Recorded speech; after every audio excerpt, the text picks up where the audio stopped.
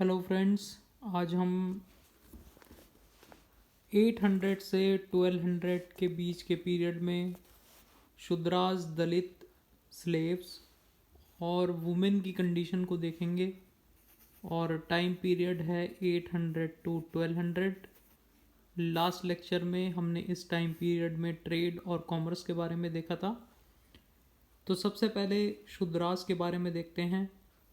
Modern historian DC Sarkar बताते हैं कि इस समय पर एक इम्पॉर्टेंट फीचर था कास्ट सिस्टम का कि शूद्रास की जो सोशल पोजीशन थी उसमें ग्रेजुअल एलिवेशन देखने को मिलता है। तो शूद्रास की जो सोशल पोजीशन है उसमें ग्रेजुअल एलिवेशन देखने को मिलता है। DC सिरकार हमें ये बताते हैं। शूद्रास को अलाउड नहीं था कि वो वेदास को स्टडी कर सकें। तो ग्रेजुअल एलिवेशन हमें देखने को मिल रहा है इस टाइम पीरियड में। धीरे धीरे उनकी जो सोशल पोजीशन है वो एलिवेट हो रही है शूद्रास की, लेकिन अभी उन्हें वेदास को स्टडी करने के लिए अलाउड नहीं है। जाट्स जो कि पेस्टोरल थे वो पंजाब की तरफ मूव कर जाते हैं और एग्रीकल्चरिस्ट कम वॉरियर वो बन जाते हैं। अब वो एग्रीकल्चर के साथ साथ में वॉरियर भी कहलाते हैं। लेकिन वर्ण सिस्टम में वो शूद्रास कहलाते हैं। They are classified as Shudras और अपने आप को ये कंसिडर करते हैं on par with the Rajputs. तो ये शूद्रास के बारे में हमने देखा कि DC सरकार बताते हैं कि इस समय में इनका ग्रेजुअल एलिवेशन होता है इनकी सोशल पोजीशन में। वेदास को स्टडी करना इन्हें अलाउड नहीं होता है और जो जाट्स हैं वो पंजाब की तरफ मूव करते हैं ग्रेजुअली और अब वो एग्रीकल्चरिस्ट कम वॉरियर्स हैं। शूद्रास वर्ण सिस्टम में ये जो जाट हैं ये शूद्रास हैं और ये अपने आप को कंसिडर करते हैं राजपूत के अलोंग। मैरिज की बात करें अगर हम, तो एक हाई कास्ट मैन की अगर एक लो कास्ट वुमेन के साथ में शादी होती है तो इसे कहते हैं अनुलोम, यानी कि अकॉर्डिंग टू नॉर्म ये एक नॉर्मल मैरिज है। लेकिन अगर लो कास्ट मैन की शादी होती है किसी हाई कास्ट वुमेन के साथ में तो इसे कहते हैं प्रतिलोम, यानी कि ये अगेंस्ट द नॉर्म है। यानी कि जो पुरुष है उसकी कास्ट अपर होनी चाहिए और जो महिला है उसकी कास्ट लो होनी चाहिए, तब जाकर ये अनुलोम शादी कहलाएगी अकॉर्डिंग टू द नॉर्म। तो ये थी शूद्रास के बारे में। इसके बाद में अगर हम दलित की बात करें तो दलित की जो पोजीशन है वो डिटोरिएट होती है।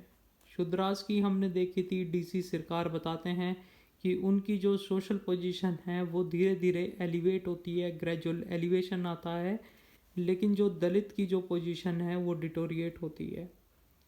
दलित जो हैं वो बेसिकली इन्वॉल्व थे स्कैवेंजिंग और स्किनिंग डेड एनिमल्स या शू मेकर, हंटर्स, इस तरीके के प्रोफेशन में ये दलित जो है इंगेज थे। और इन दलित्स को कहा जाता था अंत्यजा या फिर अनटचेबल्स। तो दलित को कहा जाता था अंत्यजा या फिर अनटचेबल्स। और ये जो फोर फोल्ड वर्ण सिस्टम था ब्राह्मण, क्षत्रिय, वैश्य, शूद्र का, उसके बाहर ये इन्हें रखा जाता था और ये 5th ग्रेड बनाते थे, 5th सोशल ग्रेड बनाते थे जो कि आउटसाइड था फोर फोल्ड वर्ण सिस्टम के। ये लोग जो इनहेबिटेड एरिया था जहाँ पर अपर क्लास लोग रहते थे उन एरिया से ये दूर रहा करते थे। So they were required to live away from the areas inhabited by the upper caste. तो अपर कास्ट लोग जहाँ पर रह रहे हैं उन एरिया से दूर ये लोग रहा करते थे, अंत्यजा या फिर अनटचेबल या फिर दलित्स। स्मृति में ऐसा डिस्कशन भी है कि वेदर द शेडो ऑफ अंतेजा वाज पॉल्यूटिंग और नॉट, यानी कि ये जो अनटचेबल्स हैं, दलित्स हैं, इनकी जो शेडो है वो पॉल्यूटिंग है या नहीं है, ऐसा डिस्कशन स्मृति में हमें देखने को मिलता है। देश के कुछ पार्ट्स में जो चंडाल्स थे, जब वो किसी शहर में एंट्री करते थे तो वो एक वुड के पीस को बहुत ही ज़्यादा हिट करते थे, जिससे कि वहाँ पर रहने वाले जो अपर कास्ट पीपल हैं वो ये जान जाएं कि कोई चांडाल उनके एरिया में आ रहा है और वो उससे बच सकें। बहुत सारे एरियाज़ में जो चांडाल्स थे और दलित्स थे, ये अलाउड नहीं थे कि ये कल्टीवेटेड लैंड का ओनर बन सकें, तो लैंड का ओनरशिप राइट्स भी इन्हें नहीं था। तो ये कंडीशन हमने देख ली दलित्स की। दलित्स के बाद में अगर हम स्लेव्स की बात करें तो स्लेवरी भी एग्जिस्ट करती थी इस पीरियड में। जो प्रिजनर्स ऑफ वॉर थे या जिनके ऊपर कर्ज था, डेप्टर्स जो थे, वो अपनी अगर डेप्ट को पे नहीं कर पा रहे हैं तो उन लोगों को एज अ स्लेव बेच दिया जाया करता था। फेमाइन के दौरान अगर कोई फेमाइन आती थी तो जो फार्मर्स थे वो अपने आप को या अपने बीवी बच्चों को बेच दिया करते थे खाना पाने के लिए। औरतों को भी परचेज किया जाता था डोमेस्टिक पर्पस में, कोई काम कराने के लिए उन्हें भी एज अ स्लेव ट्रीट किया जाता था। जनरल अगर हम बात करें तो स्लेव्स की जो कंडीशन थी वो अंत्यजा यानी कि अनटचेबल्स या फिर दलित्स के साथ में हम कंपेयर करें तो स्लेव्स की जो कंडीशन थी उनको जो ट्रीटमेंट मिलता था वो थोड़ा बेटर ट्रीटमेंट था। ये हम पता कर सकते हैं कि अगर कोई स्लेव अपने मालिक की जान बचाया करता था तो वो स्लेव फ्री हो जाता था और उसे अपने मालिक की प्रॉपर्टी में से कुछ हिस्सा भी मिला करता था। We are told that if a slave saved his masters life he became free and was entitled to share of his master property। तो ये कंडीशन हमने शूद्रास, दलित और स्लेव्स की देखी। शूद्रास में डीसी सरकार बताते हैं कि इनका सोशल पोजीशन में ग्रेजुअल एलिवेशन हुआ, लेकिन इन्हें वेदास पढ़ने की इजाज़त नहीं थी। जाट्स जो थे वो ग्रेजुअली मूव करे पंजाब के एरिया की साइड में और वो एग्रीकल्चर कम वॉरियर बन गए, लेकिन वरण सिस्टम में उन्हें एज अ शूद्रास ही क्लासिफाइड करा गया और ये अपने आप को विद पार बताते थे राजपूत्स के। और इनकी जो मैरिज थी, अगर हाई कास्ट मैन है और लो कास्ट वुमेन है तो वो अनुलोम मैरिज होती थी, और लो कास्ट मैन है और हाई कास्ट वुमेन है तो वो प्रतिलोम मैरिज कहलाती थी। उसके बाद में हमने दलित्स की बात करी थी, तो दलित्स की जो पोजीशन थी वो डिटोरिएट हो गई थी और दलित जो हैं वो मेनली इन्वॉल्व थे स्केवेंजिंग, स्किनिंग डेड एनिमल्स, शू मेकर या हंटर जैसे प्रोफेशन में ये इन्वॉल्व थे और इन्हें हम अंतेजा बोलते थे यानी कि अनटचेबल्स।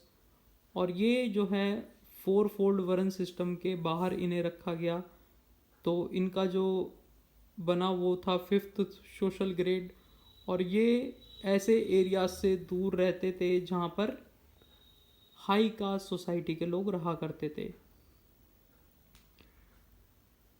कुछ स्मृति में ऐसे भी डिस्कशंस हैं कि जो अंत्यजा हैं, दलित्स हैं, अनटचेबल्स हैं, उनकी परछाई जो है वो पॉल्यूटिंग है या नहीं है, तो ऐसे भी कुछ डिस्कशंस स्मृति में हमें मिले हैं। चंडाल्स जो हैं वो जब किसी टाउन में या विलेज में आते थे जहाँ पर हाई कास्ट लोग रहा करते थे, तो ये चांडाल्स जो हैं एक वुडन बोर्ड को एक स्टिक से बीट किया करते थे, जिससे कि वहाँ पर रहने वाले हाई कास्ट लोगों को ये पता चल जाए कि भाई चांडाल्स अब आ रहे हैं, तो हम इनसे दूर हो जाएं, जिससे कि हम पॉल्यूट ना हो जाएं, इनकी परछाई हमारे ऊपर ना पड़ जाए। इसके अलावा बहुत सारे एरियाज़ में जो कल्टीवेटेड लैंड है उसका ओनरशिप राइट्स इन्हें नहीं था, ये उसके ओनर्स नहीं बन सकते थे। इसके बाद में हमने बात करी थी स्लेवरी की। स्लेवरी भी एग्जिस्ट करती थी इस टाइम पीरियड में। प्रिजनर्स ऑफ वार्स, और जिनके ऊपर कर्ज था, डेप्टर्स, वो अगर अपने डेप्ट को नहीं उतार पाते थे तो उन्हें स्लेवरी में बेच दिया जाता था, प्रिजनर्स ऑफ वार को और डेप्टर्स को। फेमाइन में जो है फार्मर्स जो हैं फूड के लिए अपने आप को, अपने बीवी बच्चों को बेच दिया करते थे। और वुमेन को भी डोमेस्टिक पर्पस के लिए एज अ सर्वेंट यानी कि एज अ स्लेव ट्रीट किया जाता था। लेकिन अगर हम स्लेव्स और अंतेजा यानी कि दलित्स या फिर अनटचेबल्स की कंपैरिजन करें, तो जो स्लेव्स हैं उनको जो ट्रीटमेंट मिलता था वो बेटर ट्रीटमेंट मिलता था। कहा जाता है कि अगर कोई स्लेव अपने मालिक की जान बचा लिया करता था तो वो फ्री हो जाता था और उसे अपने मालिक की प्रॉपर्टी में से कुछ हिस्सा भी मिल जाया करता था। तो ये कंडीशन देखी हमने 800 से 1200 के बीच में शूद्रा, दलित और स्लेव्स की। अब बात करते हैं वुमेन की जो कंडीशन है उसके बारे में। वुमेन को जनरली, औरतों को माना जाता था कि ये मेंटली इन्फीरियर हैं, यानी कि इनमें दिमाग की थोड़ी सी कमी है एज कंपेयर टू मैन। तो women were generally considered mentally inferior to the man. इनकी एक ड्यूटी होती थी, वुमेन की क्या ड्यूटी होती थी कि अपने पति को अंधा विश्वास करें। Their duty was to obey their husband blindly. अंधी होके अपने पति के ऊपर विश्वास करें। तो एक राइटर बताते हैं कि वाइफ की जो ड्यूटी है, जो उसकी पर्सनल सर्विस है अपने पति के प्रति, अपने हस्बैंड के प्रति, by saying that she shall shampoo his feet, यानी कि अपने पति के पैरों को शैम्पू करे और render him such other service as befits a servant. इसके अलावा अपने पति को वो सारी सर्विसेज वो प्रोवाइड करे जैसा कि एक सर्वेंट, एक नौकर प्रोवाइड करता है। तो एक राइटर हमें ये बताते हैं। लेकिन ये राइटर इसमें एक कंडीशन भी ऐड करते हैं कि उसका पति जो है, उस औरत का जो पति है, उसे जो है राइटियसनेस पाथ को फॉलो करना पड़ेगा, सच्चाई के पाथ को फॉलो करना पड़ेगा। और हेट्रेड और जेलसी अपनी वाइफ के प्रति उसके अंदर नहीं होनी चाहिए, यानी कि अपनी वाइफ के प्रति जो है गुस्सा और जेलसी, घृणा नहीं होनी चाहिए। तो ये कंडीशन जो है दे दी जाती है पुरुषों के लिए। वुमेन को जो है डिनाइड था कि वो वेदास को स्टडी कर सकें। वुमेन जो हैं वेद को नहीं पढ़ सकती थी और इनकी जो मैरिजेबल एज है उसको भी लोअर कर दिया गया था। अब मैरिजेबल एज को लोअर करने से क्या हुआ कि वुमेन को जो अपॉर्चुनिटी थी हायर एजुकेशन की, अब वो उन्हें नहीं मिल पाएंगी। ठीक है। तो लेकिन कुछ जो ड्रामेटिक वर्क्स थे, देखिए हायर एजुकेशन उन्हें नहीं मिल पाएंगी क्योंकि उनकी मैरिजेबल एज को कम कर दिया गया है, लेकिन फिर भी कुछ जो ड्रामेटिक वर्क्स इन पीरियड्स में लिखे गए उससे हमें पता लगता है कि जो कोर्ट में वुमेन होती थी और जो क्वींस होती थी, उनकी जो मेड्स होती थी, वो बहुत ही एक्सलेंट संस्कृत में प्लेस को या पोएट्रीज को या वर्सेस को कंपोज करती थी संस्कृत और प्राकृतिक वर्सेस में। तो इससे हमें पता लगता है कि जो वुमेन थी उस समय की, वो हाईली स्किल्ड थी वेरियस आर्ट्स में, पॉटरी में उनके पास में काफ़ी अच्छी स्किल थी।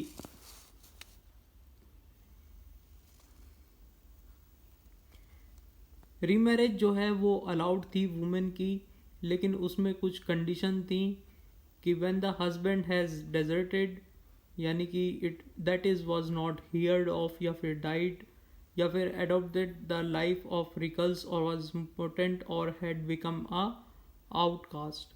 तो इन कंडीशंस में रीमैरिज अलाउड थी।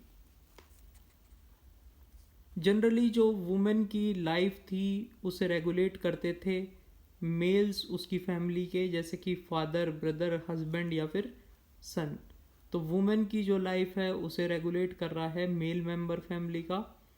लेकिन जो घर में है, घर में उनकी पोजीशन जो है वो ऑनरेबल पोजीशन थी। सती की प्रैक्टिस हमें देखने को मिलती है। जो अरब राइटर हैं सुलेमान, वो हमें बताते हैं उनके अनुसार कि जो किंग की वाइफ्स हैं वो अपने आप को बर्न कर लिया कर लेती थी फ्यूनरल पायर में अपने हस्बैंड के। तो अपने हस्बैंड के फ्यूनरल पायर में उनकी जो वाइफ्स थी वो अपने आप को बर्न कर लिया करती थी। सुलेमान जो हैं अरब राइटर, ये हमें बताते हैं। तो प्रैक्टिस ऑफ सती को फॉलो किया जा रहा है अभी भी। जो अपर क्लास की वुमेन हैं वो जनरल पब्लिक से दूर रहा करती थी और उनके लिए कोई पर्दा सिस्टम या फिर व्हीलिंग ऑफ वुमेन इस तरीके का कुछ नहीं था।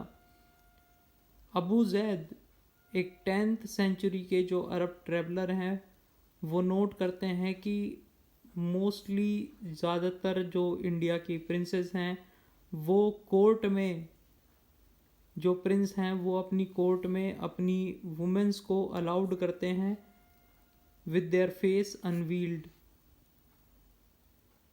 तो यहाँ से ही हमें ये पता लगता है कि कोई पर्दा सिस्टम जो है अपर क्लास वुमेन्स के लिए नहीं है।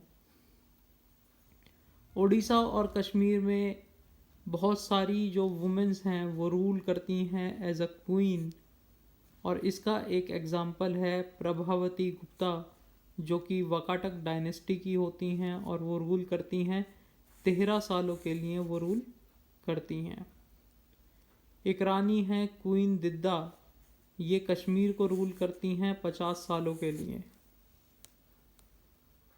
और जो ऑर्डिनरी वुमेन हैं उनकी लाइफ्स के बारे में बहुत ही लिटिल इन्फॉर्मेशन है और हम ये अनुमान लगा सकते हैं कि ये औरतें बहुत ही हार्ड वर्क किया करती थीं side by side with their man.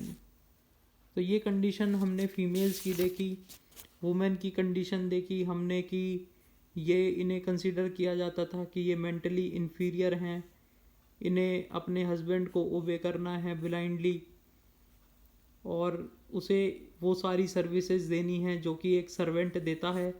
लेकिन इसमें ये जो राइटर हैं ये कंडीशन मेल्स के ऊपर भी लगा देते हैं कि उसे राइटस पाथ को फॉलो करना होगा और अपनी वाइफ के प्रति जेलसी नहीं रखनी होगी।